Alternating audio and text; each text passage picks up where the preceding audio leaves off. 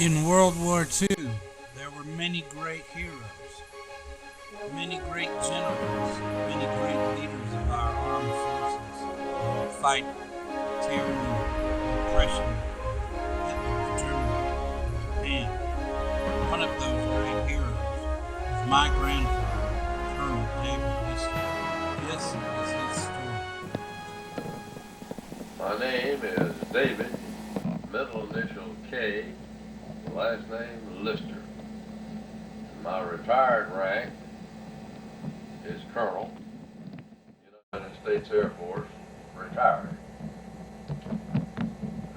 The rank that I attained while in England, I went from Major to Lieutenant Colonel in a period 1944-1945. And where did I train to fly bombers?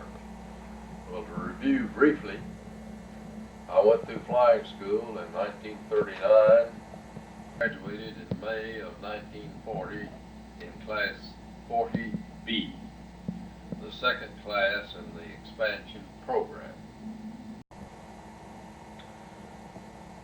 I was at Davis-Monthan Air Force Base in 1941 when Pearl Harbor occurred.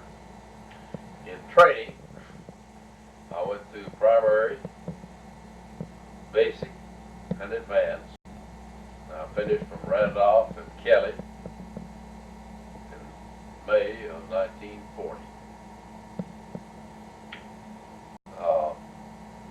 My first assignment out of a flying school was March Air Force Base, and that was the home then of the 19th Bomb Group, which was one of only about 3 or 4 heavy bombardment groups in the Army Air Corps. The 19th was being fitted with B-17s at that point in time. So when I got out of flying school, one of the requirements were to be able to be a navigator and a bombardier and an engineering officer in addition to being a pilot. So you had to learn all these things before you could really get checked out. And it looked like about a 5-year deal, a few hundred hours before you could ever be qualified as a pilot. But these things changed with the coming of War II. I had qualified on the OB-18 as a multi-engine pilot, but I wasn't qualified yet on the B-17. During the expansion, they were dividing these bomb groups up into other bomb groups. So I had a chance to go to a medium bombardment, the 46th Bombardment Group, which left March Air Force Base and went to Davis-Monthan, and was at Davis-Monthan at the time Pearl Harbor occurred. I remember it vividly. Immediately after Pearl Harbor occurred, we were deployed up to California to Sacramento Municipal Airport. And one of the interesting things that came out a few days after Pearl Harbor from intelligence was that the Japanese Imperial Fleet was just off the coast of California, and our mission was to go and destroy the Japanese fleet with B-18s. That got to be a kind of a ha-ha joke. Fortunately, they were wrong, and there wasn't a Japanese fleet there, and we didn't have to destroy them with B-18s. The situation at that time was the Navy was not in a position to carry out their mission of offshore patrol and anti-submarine patrol, and that was passed to units of the Army Air Corps. And the 46 Bomb Group was one of them, and that they quickly outfitted us with the Lockheed Hudson bomber, which the British had been using, and we used that as a patrol bomber going up to 300 and 400 miles off the coast of California, up and down, looking for submarines. I have to say we saw a whole lot more whales than we ever saw submarines. And shortly after that, we were redeployed down to South Carolina, and I was transferred into headquarters of 25th Anti-Submarine Command in New York City. And I worked there as a controller for about 5 or 6 months.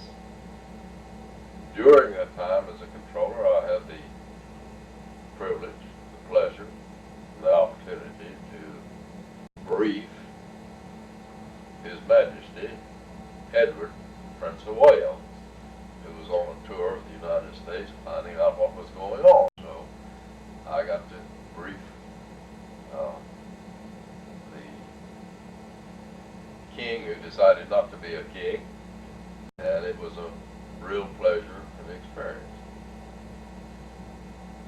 Shortly after that, in the fall of 1943,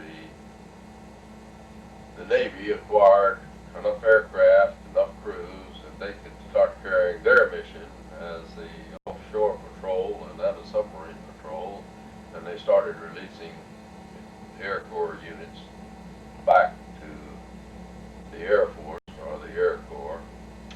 And I went to B-24 RTU.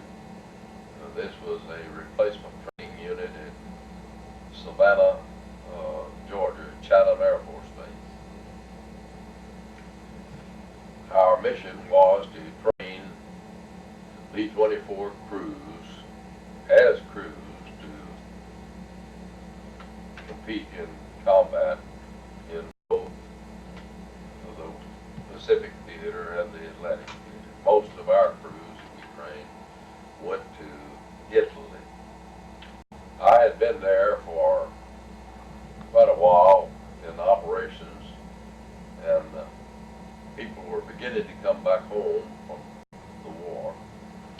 And I had an opportunity to put my name on a list of people to be sent overseas, and I did.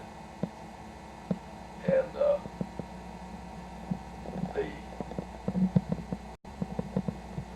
thing that occurred was that on D-Day, I was on leave in Childress, Texas, getting ready to go overseas. Shortly after that, in the latter part of June, I was transferred from Chatham to 2 or 3 transition bases on the East Coast, and finally up to Camp Dix, New Jersey, where I was with a unit of about 75 to 100 majors, captains, and a couple of lieutenant colonels that were going to man units of the 8th and 9th Air Forces in England. This unit, most of us had been in either bombardment training, some had been in fighter, some had been in training, but most were experienced majors, but had not had any combat. So we went to England in July, August of 1944.